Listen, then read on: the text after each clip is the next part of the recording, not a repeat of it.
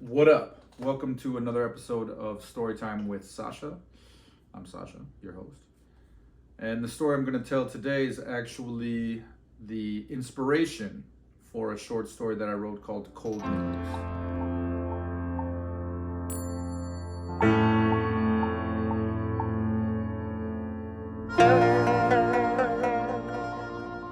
Once upon a time, between the years 2007 and 2012, I lived in a Chinese village outside of the city of Chengdu, capital of Sichuan province.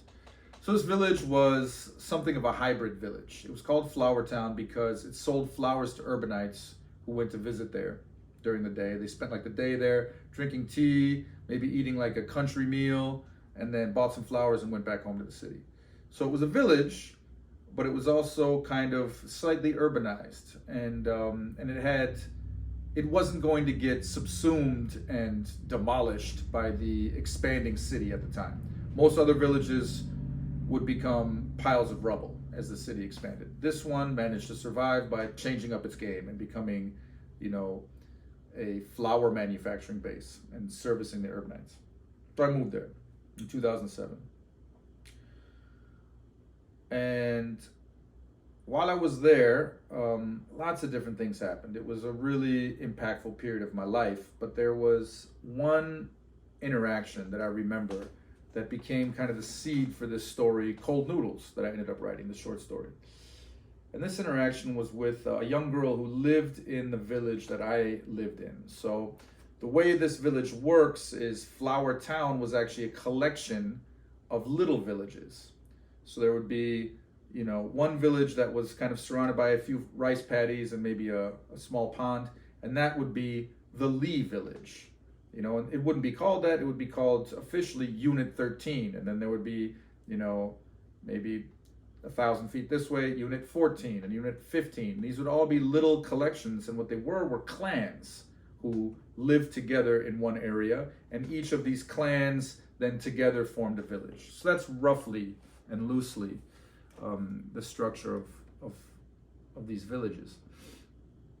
And so in the one that I lived in, one spring day, it was a beautiful spring day, my roommate at the time, Boogie Brown, was playing guitar, and we were sitting out on our patio, I guess you could say, and a girl from the village walked up. And I remember that I was very attracted to her. She was super cute, and the word fresh comes to mind. And I know that sounds weird, but what I mean by this is there's a certain type of person that in traditional societies and in traditional rural societies you'll meet, and they seem uncorrupted by the city, uncorrupted definitely at this point in time, 2007, from like social media or any of the expectations that you would get from like a modern society.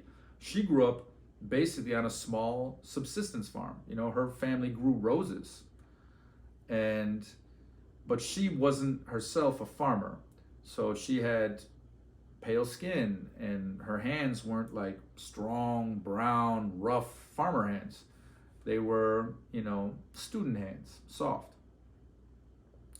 And so she had this innocent quality to her, but also this gravity, this groundedness that I found immediately attractive. I was like, wow, this is a very interesting and beautiful girl. She had, really clear skin and bright eyes, and she spoke melodically and had long, beautiful black hair, and she was unassuming and frank. So my ass at this point in time, of course, tried to flirt with her because I didn't know any better. And she just brushed it off. It just bounced right off her, thank God. And she was more focused on Boogie because Boogie was just chilling, playing guitar, and he's a great guitar player. So she came over to just kind of hang out and see what we're about. And I remember she said something. I don't remember word for word what she said, but she was kind of out of nowhere. She just frankly spoke out. Frank is kind of a word that comes to mind too when I think of her. She said,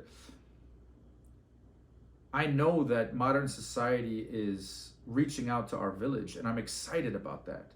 I feel like the world is opening up for me, and there are so many options and so many freedoms and so many adventures that I can have. And I know that if I work hard and if I, keep my purpose in mind and if I stay true to myself, then I can really accomplish something and become someone in this new China. Like, she was really optimistic and excited about the world that was kind of unfolding in, the spring of 2008. This was before the earthquake, of course, but at that period of time, China also, it was very interesting to note that China before 2008 and after 2008, I mean, it was more of a process, maybe 2006 to 2010, but basically, right around that time, China kind of came into itself. They weren't like, oh, what are the foreigners doing? How can we align ourselves to that? How can we sell our things to foreigners? What do foreigners think about us? Geopolitically, how do we act? By the time 2008 came and went, China kind of found its own footing. It was like, we kind of know what we're doing. We're an ancient culture and society. They started getting their confidence back, or on the international stage. And I think for her, she was sensing that. And I never forgot that when I, that interaction with her. One of the things I wrote about was sunlight off a guitar string was one thing that I wrote about that particular day in my journal and later in a story. Because these are the images that stayed in my mind. So she left, went about her business, and then life happened, and that particular village, that Unit 13, where I was living, was condemned by the local party secretary and developers who told the villagers, hey, we're going to build a big high-rise here, and you guys got to move, but don't worry, when you come back, you'll have apartments. That was all bullshit. It was a money grab, a land grab, and they ended up demolishing the home I was living in. And I wrote a nonfiction story about that. I'll leave the link in the comments or in the introduction. And anyway, 4 years later, so when this happened was 2008 when I interacted with this young woman, and then 2012 I went back. In 2012 I went and I looked up the villagers who had lived there to try and find out where are they now. And many of them were in, small, shitty apartments. They were still waiting for payouts that were supposedly going to come from the government that never came. And they were, especially the adults, were in many cases heartbroken by having lost their ancestral home. It was heartbreaking to speak with them.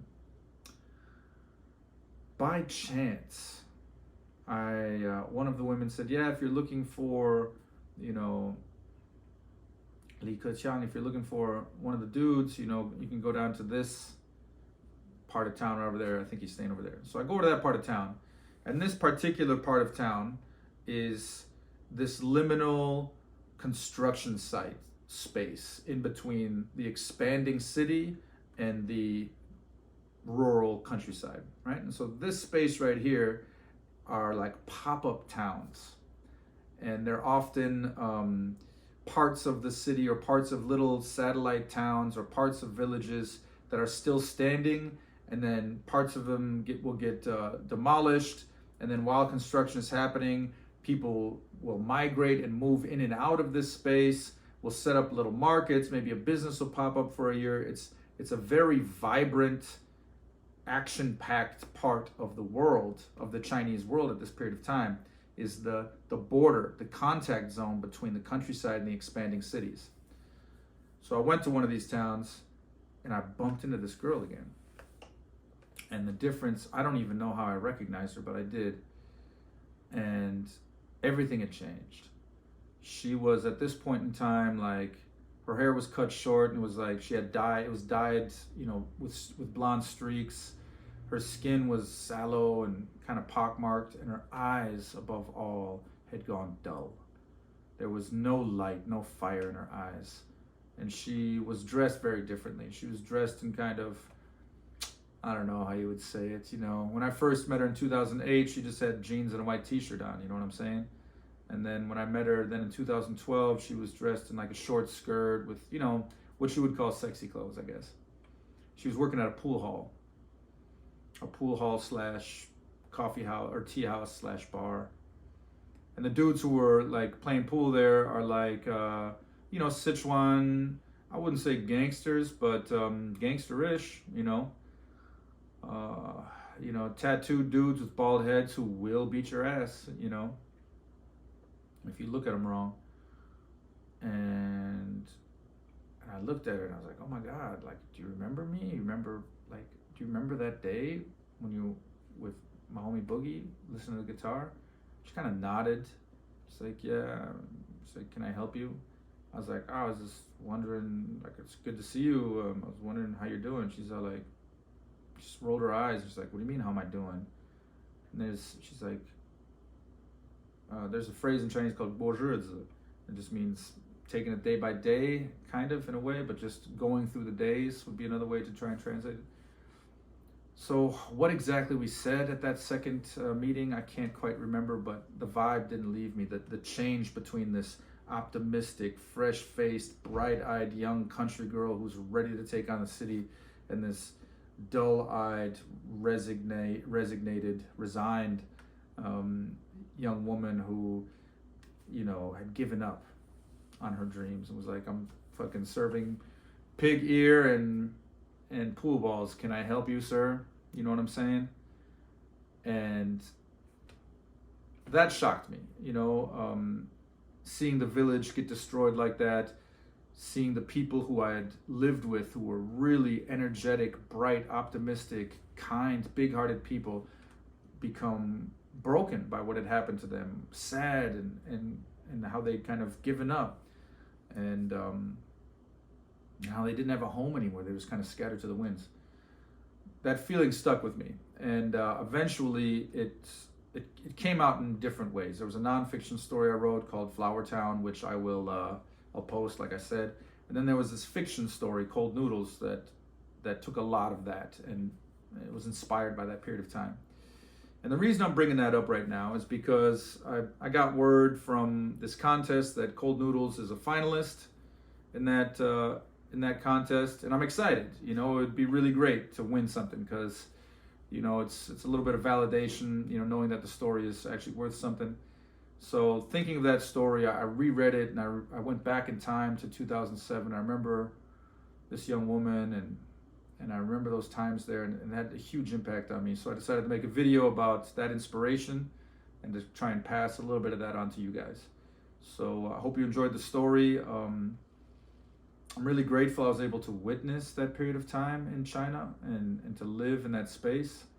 And I hope that, the stories that I link, and if Gold Noodles eventually gets published, hopefully the story can maybe bring a little bit of what that was like to you guys. All right, thank you very much. Peace.